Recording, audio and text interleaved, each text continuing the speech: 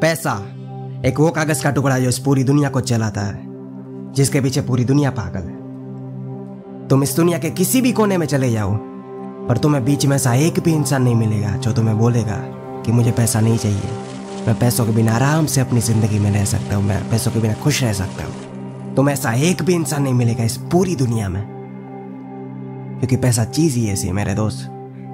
और तुम्हें बचपन से सिखाया जाता है कि तुम्हें ज्यादा पैसा नहीं कमाना चाहिए, तुम्हें ये नहीं करना चाहिए, तुम्हें वो नहीं करना चाहिए।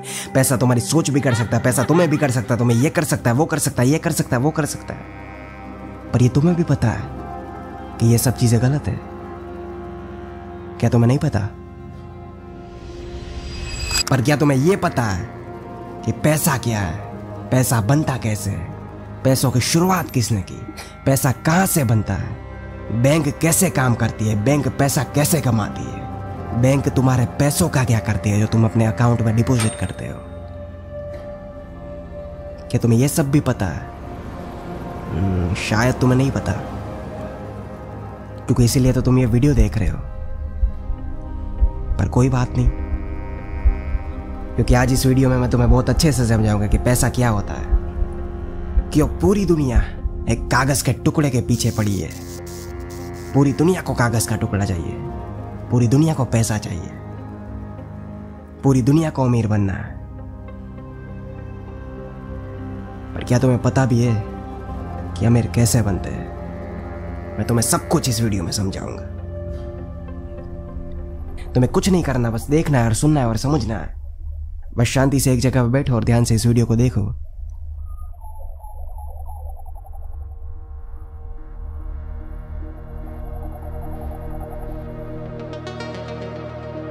तो पैसों को समझने के लिए तुम्हें सबसे पहले समझना पड़ेगा कि पैसों की शुरुआत कहां से हुई, पैसा बनाया किसने, पैसा आया कहां से, पैसों के पीछे की कहानी क्या है।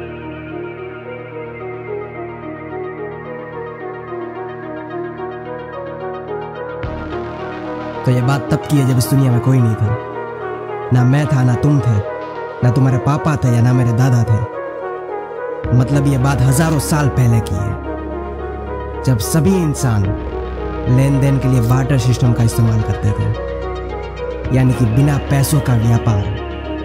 अगर तुम्हारे पास नमक है और तुम्हें चीनी चाहिए, तो तुम्हें सामने फिर ऐसे इंसान को ढूंढना पड़ेगा जिसके पास चीनी है और उसे नमक चाहिए। फिर तुम मिलके अपनी चीजों को अदला बदली कर सकते हो। इससे तुम्हारा काम भी हो जाएगा और सामने वाले इंसान का भी काम हो जाएगा। तुम्हें तुम्हारी चीनी मिल जाएगी और उसे अपना नमक मिल जाएगा। यह तुम्हें मैंने बहुत आसानी से समझा दिया कि बार्टर सिस्टम क्या होता है। पर इसमें एक दिक्कत है कि किसी को भी कभी भी पता नहीं चलता है कि किसकी चीज की कीमत कितनी है।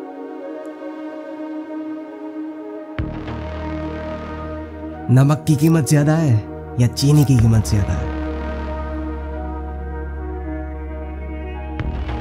और तभी आता है चैप्टर 2, शुरुआत सोने और चांदी के सिक्कों की।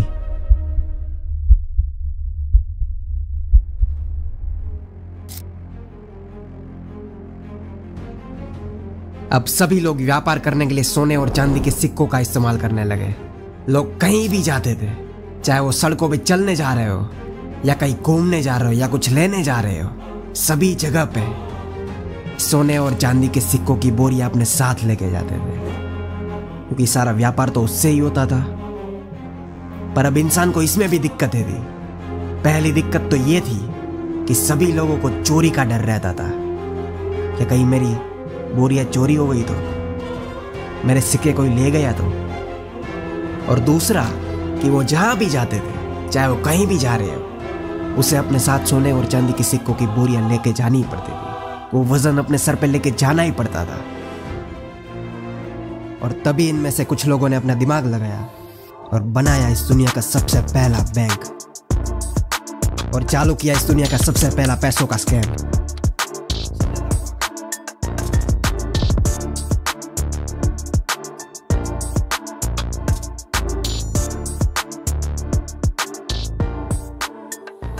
तो इसमें बात क्या थी कि कुछ सुनार थे, उन लोगों ने मिलकर सोचा कि हम ऐसा क्या कर सकते हैं जिससे सभी लोगों की यह सिक्कों की दिक्कत दूर हो जाए, उसे वजन भी ना उठाना पड़े और उसे कोई चोरी का डर भी ना रहे। फिर उन लोगों ने सभी लोगों को बुलाया और उसे समझाया कि आप एक काम करो, अभी आपके पास जितना सोना है, जितना सोना के सिक्के, चांदी है, कुछ भी है, वो सब हमें दे दो और हम उसके बदले में आपको एक कागज का टुकड़ा देंगे जिसमें सब कुछ लिखा होगा कि हमारे पास इसका इतना सोना है और इसने अभी हमें इतना सोना दिया है। और फिर आपका जब भी मन हो तब ये कागज हमें फिर से दे दीजिए, सोना फिर से हम आपको लौटा देंगे।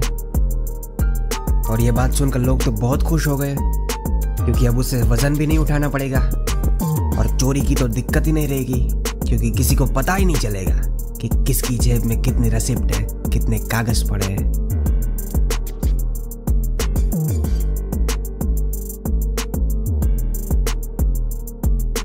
पर सारी दिक्कतें अभी भी खत्म नहीं हुई थी। माना कि लोगों को वजन अब नहीं उठाना पड़ रहा था, चोरी का डर नहीं था, पर जो सोना लोग सुनार को जमा करवाते थे वो सोना लोग कभी वापस लेने ही नहीं आते थे, क्योंकि लोगों का काम तो उस कागज के टुकड़े से ही चल रहा था। और सभी लोगों को पता भी था कि अगर जिसके पास रिसिप्ट है उसके पास उतना पैसा है, उसका उतना सोना बैंक में जमा पड़ा है, तो लोग सुनार के पास से फिर से अपना सोना लेने ही नहीं जाते थे कभी। और यह बात सुनार को पता चल गई और उसने क्या किया, नकली रिसिप्टें बनाना चालू कर दी।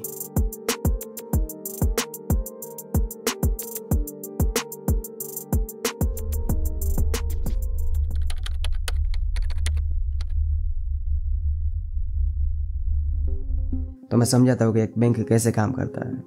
तुम्हारे पास 1000 रुपये और तुमने बैंक में डिपॉजिट कर दिए, बैंक में जमा कर दिए, फिर बैंक उसमें से सिर्फ और सिर्फ 100 रुपये अपने पास रखेगा और 900 रुपये किसी और को लोन में दे देगा, किसी और व्यक्ति के अकाउंट में डिपॉजिट कर देगा, किसी और व्यक्ति के अकाउंट में जमा कर देगा।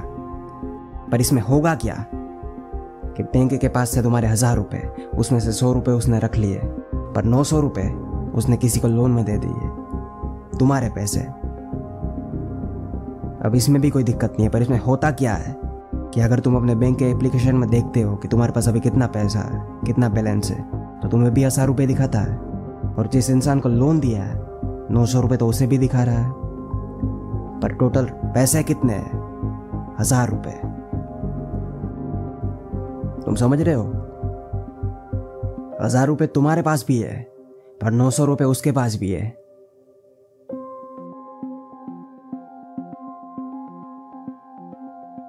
दुनिया की सारी बैंक ऐसा ही काम करती है और दुनिया की सारी बैंक प्रोबेबिलिटी पे ही काम करती है। अगर कल सुबह उठ के 100-200 लोग भी अगर बैंक में जाके अपना पैसा मांगे वापस पूरा, तो बैंक दे नहीं पाएगा कभी भी, क्योंकि बैंक में उतना पैसा है ही नहीं। और ये सभी चीज़ें, ये सिस्टम को बनाया है इस तरीके से कि कभी किसी आम इंसान को समझ में ही नहीं आएगा और वो अपनी ज़िंदगी जैसे चल रही है वैसा ही गुजारता रहेगा। उसे कुछ नहीं पता नहीं चलेगा कि उसके आसपास क्या हो रहा है, उसके पैसों का क्या हो रहा है, उसके दिमाग में जो चीज़ें आ रही है वो आ कहाँ से रही है। तुम्हें हमेशा अपने दिमाग से सोचना चाहिए कि क्या सही है और क्या गलत है। अगर तुम्हें कोई आके बोले कि ये सफ़ेद कलर है और तुम बिना सोचे ही हाँ बोल देते हो, तो इसमें गलती तुम्हारी है। हमेशा एक बार खुद के दिमाग से सोचो।